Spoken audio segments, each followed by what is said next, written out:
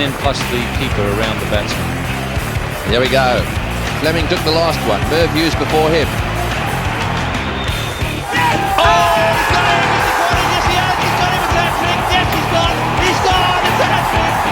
That's a hat-trick to Shane Warne, a great moment in his career. What a catch by David Booth. You won't see many better catch than forward short leg than that one. The Aussies are all around, and have a look at that.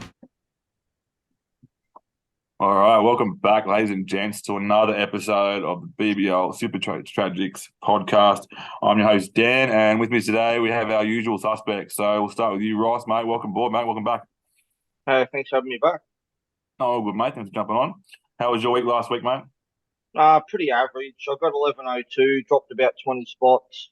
Too many subpar scores. Nisa for 0, Turner 14, Brown 18, Boyce for his whole 12 points. So not great, but like everyone else, VC or seed Matty short. But other than that, it was pretty average, to be honest with you. Yeah, mate, I'm a pretty similar boat to you. So unfortunate, but at least you didn't lose too many places, which is good. So, all right. Glenn, how'd you go last week, mate? Yeah, it wasn't my best round. I got 1,134. I dropped 20 places or something, so I'm around 170 all up. But No, not too bad. Yeah, not too bad. Yeah, I thought I'd try and be tricky, kind of like you, Ross, and I thought I had the option of bringing in. I had Thornton initially, and then I brought in Lynn when Thornton was ruled out, and then I thought, nah, bugger it, I'm going to try and go Potty here and go Boyce, and that kind of bit me in the butt as well. So in the end, I got 1099, so just to try over you guys, but I lost about 70 spots. But I'm still, when I was last on, I think I was 3,500 last time I was on, and now I'm sitting there now, $1,500 mark, 1,500 ranking mark now, which is good. So I've had a stack of players in the last 2 rounds that have not played the second game or been injured. You know, I've lost Dooley. I can't even think who else. I've lost 5 of them. Kane Richo, obviously, Stoinis. There's a few others. 5 of them I lost. Yeah. Well, given his first game, I was actually surprised Boyce played the second game, to be honest with you. I mean, obviously they opted to go for one less batter when Colin de Grandhomme was ruled out. You know, obviously because their batting's been so good this year, but then we proved what happens when Short and Lynn get out early, that they're very vulnerable, that team. Yeah, definitely, very much so. I think I might see a different team this week, though. They're playing in Adelaide, so it might be an interesting game this week. So that'll kind of segue us into our next part, guys. So we'll talk about the double gamers that are happening in round 12, but we'll talk about them throughout the games we're going to talk about today as well. So we'll start off with the first game, guys. Strikers versus the Heat, 4 o'clock today. I'll start with you, Glenn. Any players in here, mate, that you'll be thinking about bringing in, especially when the Heat have a double gamer? Yeah, I'm bringing in Travis Head from. I feel like there's 9 trades between now and round 12, and I already have 5 numbers, so I can afford to spend 3 this round on bringing in players like Sams, Head, Lavage, you know, all those kind of type like players. So at the moment, that's who I've got in mind is Head from and Lavage from those 2 sides. Yeah, I'm liking the Strikers and even the Heat. I'm liking this first game, frankly, because I love the a lot of the bowlers often. I pick my team is based on picking up solid bowlers, but when they play at Adelaide, I love to pick those batters that are consistent, like someone like the John O'Wells, for example, in those games at Adelaide. The ones that get those reasonably fast, probably 125 strike rate, and they tend to get a pretty good score. So I'm liking this game a lot. Ross, your thoughts? Any players you're looking at for this game, mate? Yeah, well, I think at the stage of the season I'm at, and I've got head to head, obviously, final start after this round, that I need to start making some moves. So I was going to jump on Head like everybody else, but I'm now having second thoughts and just going to probably run with 3 possible pods and just have a go and see what happens. There's a couple of leagues that I've pretty much secured 7 out of 10 in final spots in them, and then a couple there that I'm right on the edge. So I'm probably going to be like everyone else and pass on Head. And I'm looking to go Kerry just because he's going to open. So I might jump on him instead. And there's a couple other ones that I'm looking at, but they're not locked in yet. But for the Strikers, he's probably the only one. Obviously, Head would be the other one. I'd just say if you've got any strikers, bowlers, any of them, I'd be selling any of them. To be honest with you, at this point, Agar, Thornton, any of them, I'd be selling. I'd be selling them, mate. To be honest with you, I wouldn't be hanging on to any of them. Well, You know, start loading up. They play the first game, which means that you can play them off the bench. I've got Lynn and Colin de Graham at the moment on my bench. I'm probably going to sell one of those two to make my third trade. But one of the strats that I use, if you look at the players that I've got in my side at bat, I've got M. Short, I've got Kerr, Colin de Graham, Ashton Agar, Travis Head, Marnus Labuschagne, and Darcy Short. What you'll notice about all of them is every one of them's a bat bowl option. I try to not just have just bats. But I do agree with Roscoe that this is where you want to start bringing in a couple of pods. I mean, I'm sitting around 150. For me to jump up into the top 50, I really need to get one or two players that aren't playing. So I'm looking at getting players on my bench in the first round, and hopefully I can loop them scores in.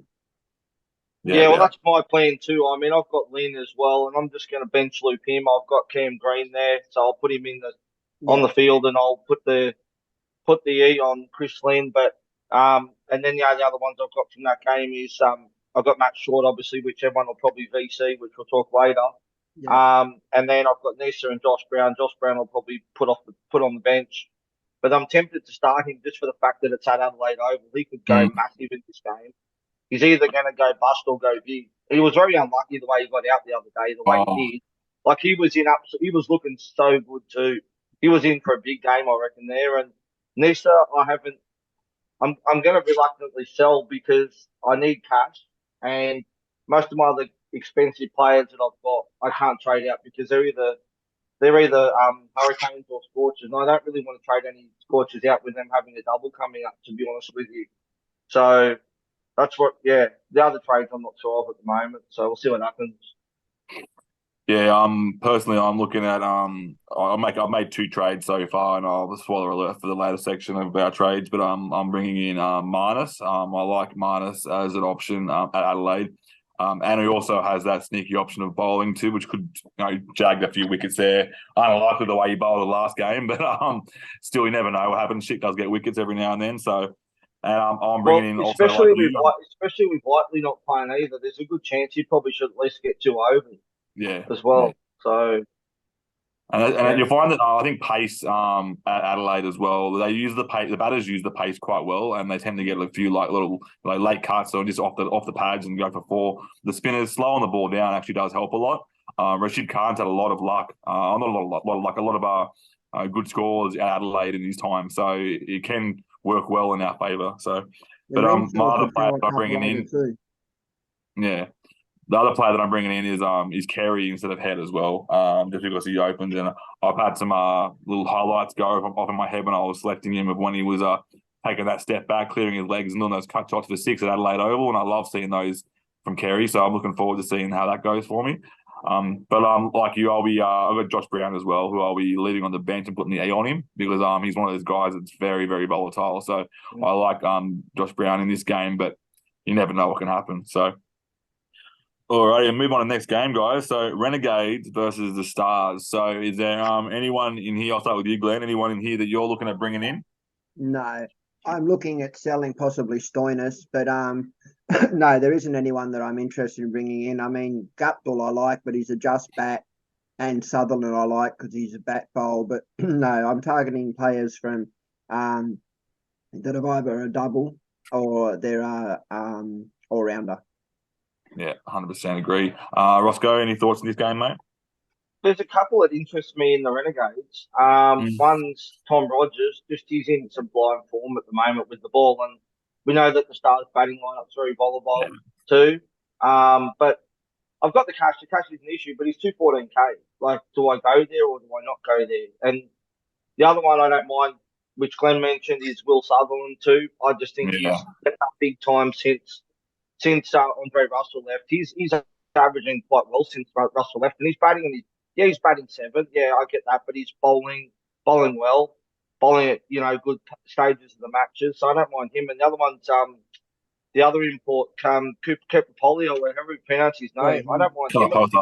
Yeah, I thought he looked good too, and I don't mind him at 52k either. But my issue I've got at the moment is that because there's 2 double games, 2 single game rounds, is I've only got a NPR in my batting, sorry, and I probably want to get one in my bowling too. So do I go him or do I just go enough so I can put a bench loop in that position? I haven't really decided yet, to be honest with you, but I don't mind him either. I think he's a good shout out against the very vulnerable Stars lineup too.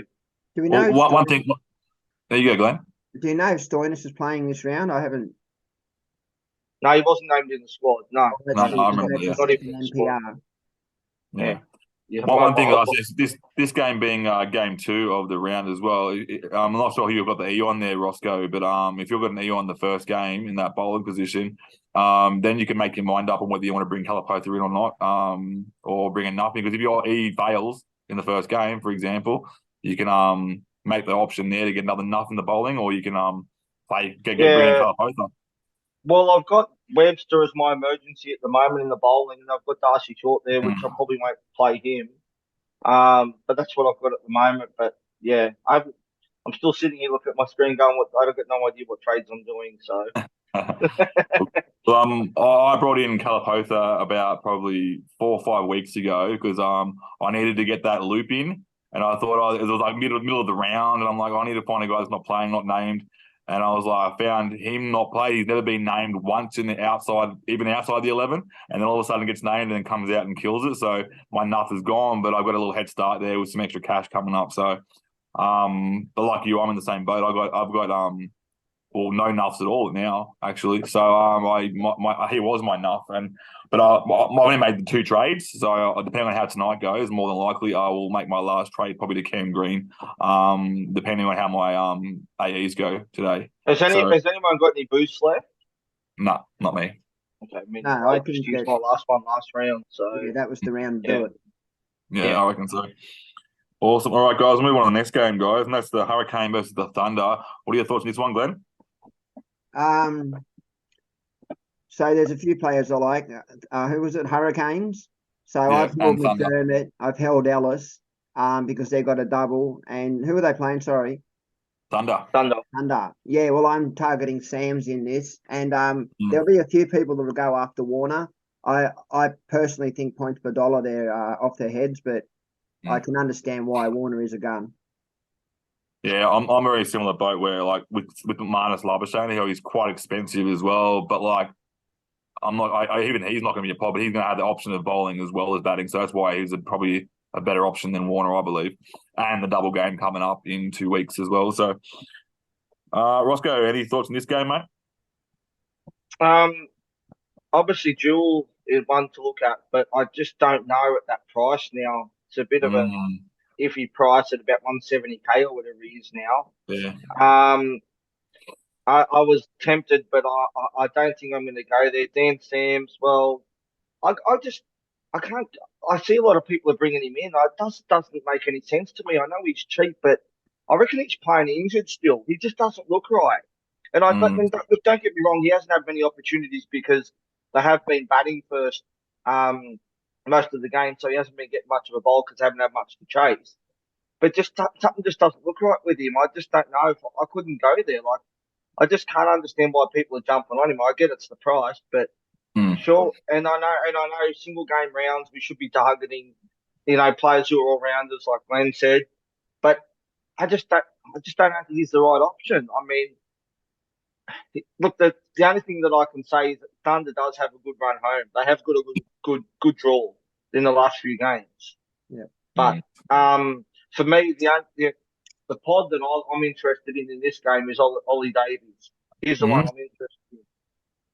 Yeah, Ollie Davies was the reason why I lost one of my head-to-heads this week. Because he was, but he's also very expensive now too. He was 60k or something to start with, and now he's about 160k or something, isn't he? He's not cheap. No, he's definitely had a pretty good. He's taken that kind of Sanger role almost like from last year when Sanger would come in and save the team, and he's doing a similar boat. Not actually saving them because they're too far gone by the time it gets to him, but he's having a crack and he's actually doing that. Well, you know, had Jason Sanger last year would come in after a few quick wickets and would just save that team. And now it's what Ollie Davies is doing, and he's not doing it safely; he's doing it aggressively. The other thing too is he fields in good position too, so he gets a lot of catches as well. Yeah. So 10 here, 10 there, and all that it all adds up. So yeah. Yeah. I can kind of agree with you 100% on something is not right. I can't put my finger on it with Sam's. I'm not sure what it is, but there's just something not right. I've been watching him play, and often if I haven't got a player like Sam's in my team, I will be scared to watch the game, like death riding him. I haven't had that fear for the last few weeks. I don't know why. It's just something off about him. It could be injury, could be a few niggles. I'm not sure, but yeah, it's definitely something not right there. But who knows, mate? When we Time to had keep an eye on. when we had the one of the double games a few rounds ago, and I sold him, which I reluctantly did because I sold him over Steckity because Steckity had a low BE of like 15, which he Yeah. never even got. And then I traded him back in straight after that, and he's just been shit since then. So I don't know if it was my curse, if I jinxed him, but when he came back from that injury, he just hasn't been right since, and I just don't think he's still 100%. And I think Mm. that they're still forced to play him because they don't have anyone else to bring in because they should have been targeting an international bowler to bring into that team. They needed someone else there because that attack is not great. Doggett, McAndrew, and and other than Sams, it's not great. It's Mm. really average. It's a very average bowling attack.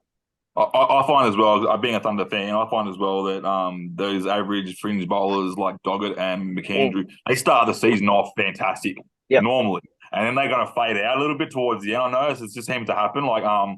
So yeah, Doggett and McAndrew both started brilliantly the Mm. season. They're taking good wickets, doing a really good job, and then all of a sudden now they're just kind of just plodding along, bowling okay, still just doing their thing, but nothing really impressive for Yeah. Supercoach scores. Yeah. Alrighty then, final game, guys. This is the game of the week in my opinion, guys. One of our admins, Brod's going to be there at this game, so that's Sixers versus the Scorchers. I'm looking forward to this game. Glenn? Yeah, me too. I've got quite a few in this game. I got Ty, I got Inglis, I got Abbott, I got Agar, I've got Hardy, Philippe, Kerr. So I'm quite loaded on that. So I won't put them all on the field. I'll decide which ones Yeah. out of that I want to play.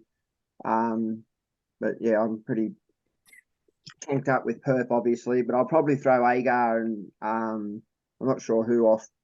We'll see. Yeah. Before I go to you, Roscoe, I was going to say, so we've obviously got the double game coming up in round 12 here with Scorchers and with the Heat. How many? Obviously we've got 2 rounds to get those trades in to build that up. How many would you say, Glenn? Is the right amount of double gamers to have with just the 2 teams? Well, realistically, you could have 11 with 9 trades between now and then. I think that most people will have a collection of players like Short, maybe Head, Labouche, and a few of those other all-rounders. So I reckon 9 is a good number. Mhm. Yeah. Yeah, I like the idea of 9 or 10. Just because I know the Scorchers have a bye the week after, but so it's good to have probably 3 Scorchers on your bench there. We've got English in a keeper position, then I got Hardy at the moment. I can put in my batting, and then I got Ty. I can put in and use them as loop options for the very very important last week in when finals start. So the final game is. Roscoe, anyone in here that we haven't really mentioned? Maybe a pod or something that we haven't thought of? Well, first of all, I don't know. I don't agree with 9. I just think that's too many. I just think, especially like Heat don't have very good options. So what are you going to do? You're going to have like at least 7 Scorchers players. You know what I mean? I think seems a bit overkill to me. Brown, You don't want to.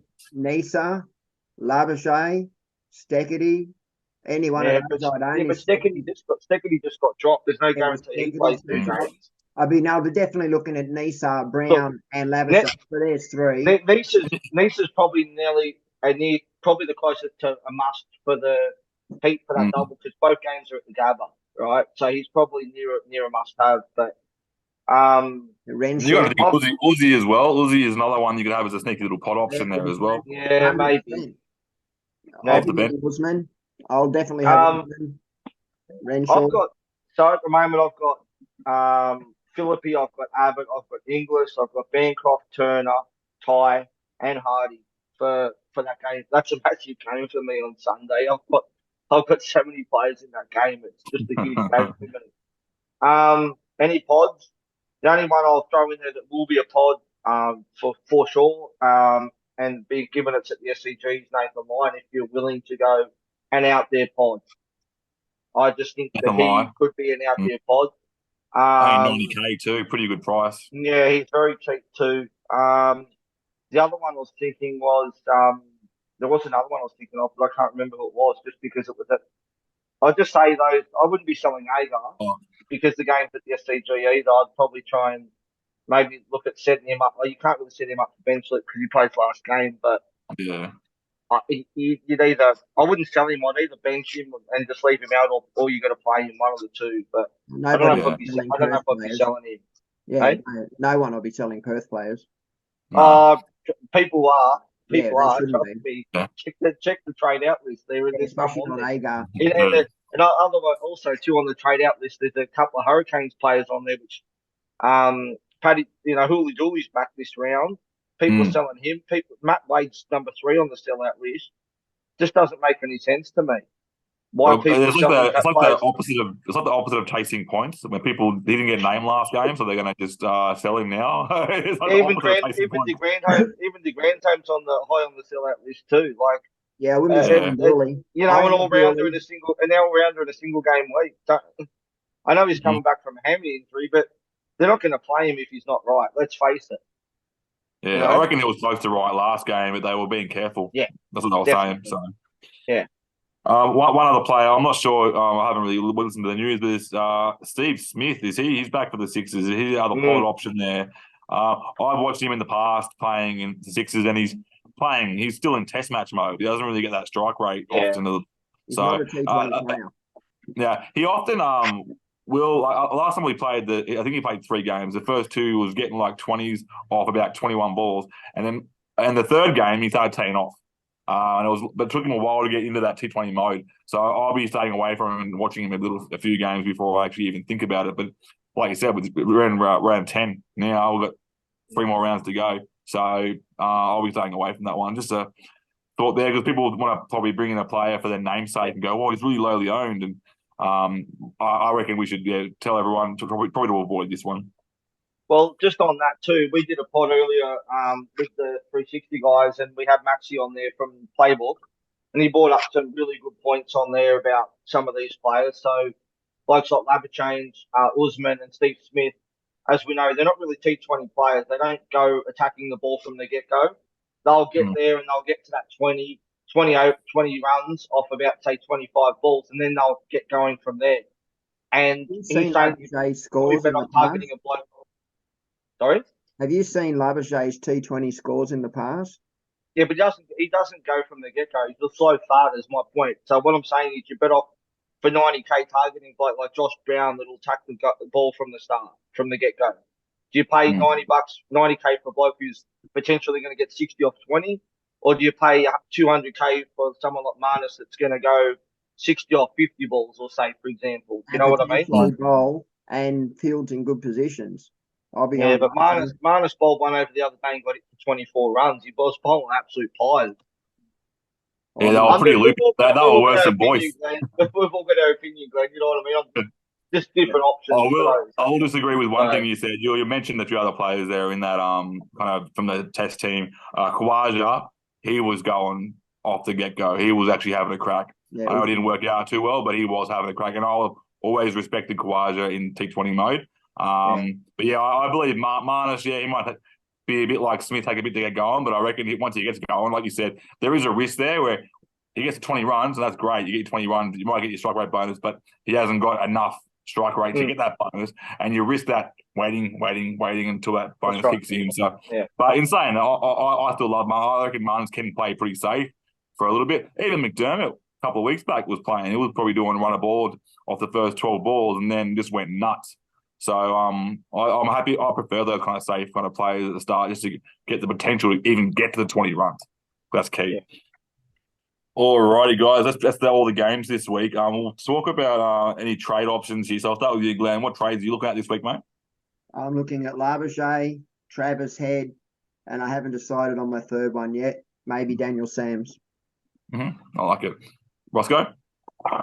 I'm going to bring in Carey probably. The other two I'm not sure yet. I'm just going to have a look through the ownerships of some potential pods that I can bring in for this round. To say the others I'm not anywhere near locked in. So we'll see what happens. Yeah, just going to do the trade game by game. Basically, I'll bring in the ones for the first game and then go from there. Yeah. I'll be bringing in 2 from the first game. So I had Boyce and Gilks, and I've gone Boyce to Marnus. So I had a bit of cash there, and then I've gone Gilks to Carey. And my third trade will all depend on how Josh Brown goes in the first game. So I've got the E on him. So if he does average, then more than likely I will look at probably trading out Meredith, depending on maybe Meredith, and bringing in maybe a Sam's. I'm not sure yet. Still a bit iffy. I know that players been on a bit of a downfall, but they can take one game to just go nuts. So it could be a pretty good option there. My team wouldn't look too bad with Sam's in it, frankly. It's looking pretty good at the moment. So, all right, we'll go to VC and C choice. Or should I just say C choices? Because VC looks pretty obvious, Glenn. Well, I'm actually thinking about VCing head instead of short, just something different. And for captain, at the moment I've got it on Hardy, but I'll probably go Ty. Oh yeah, I like it. Roscoe? Yeah, probably thinking Abbott at this stage. The SCG in the form he's in too. I think he's probably the best option, but it's all going to depend on my trades, on who I bring in. I might sneak a pod captaincy choice in there. Who knows? But VC's definitely on that short. I like you going somewhere else, Glenn, but I just like the fact that Short's going to open and he's going to bowl too. So, yeah.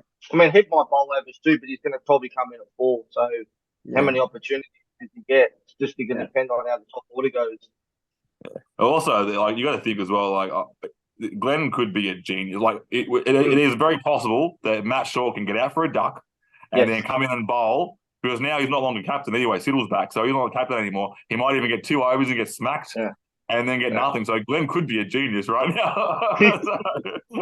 And often does pay off for him. So with me, I'm sticking with Short as VC, and I've got Abbott at the moment. But I'm also thinking, depending on how the team lines up, I'm liking Kerr as well, depending on who bats first and whatever, because Kerr will get those overs and also bat a bit higher in the order as well. So I'm leaning towards Abbott at the moment, though. But obviously, being the first game, I've got so many options for captain. You got like I said, you got Ty. I've got Ty in the team there.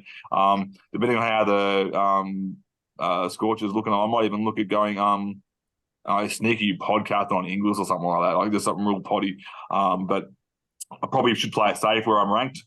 Try sneaking in top 1,000, but we'll see how we go. I've got a pod captain. That's not many's going to go. If you own him or if you're looking to trade him in, and that's Berendorf. I think he's a great option, great captaincy option this week too as a pod. Yeah, I'm scared of Berendorf when he's not. They're not playing at Perth. They're playing in Sydney. So the only thing I'm scared of is Dorf. Dorf is a freak at Perth.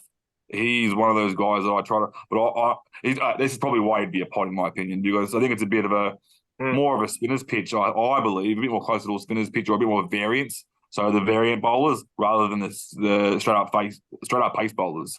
That's just my opinion anyway. Which is where maybe Kerr is a good option too this round too, maybe as well with that change up of pace at the SDG. But Berendorf, yes, you're right, he's not playing at home, but he got the 3 the other day, and it wasn't at home either. I can't remember what it was, but it wasn't at home. So it's not the worst move. I think Berendorf or Kerr is probably both good shouts for a pod captaincy this round. Yeah. Well, personally, I think Berendorf is normally safe for he's a very, very safe captain. Like he wouldn't get you a very big score, I don't believe, but it'd be a very safe score. So if you have for example, Matt Short shits the bed and you get a horrible VC and you go, I need to save kind of some dignity, I guess you could do that. But I still think Abbott's a better option than that anyway, just to keep that safety. But yeah, the balls to wall captaincy choice would be to go on Sims this week. But they do play the Hurricanes, so who knows what you can do down there.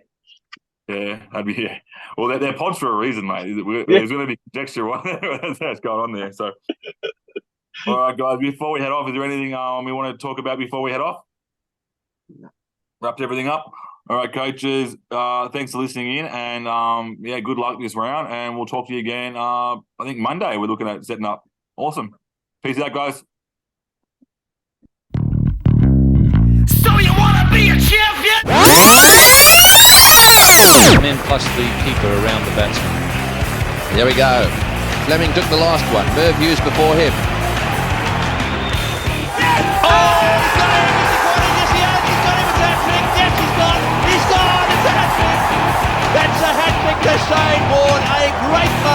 career.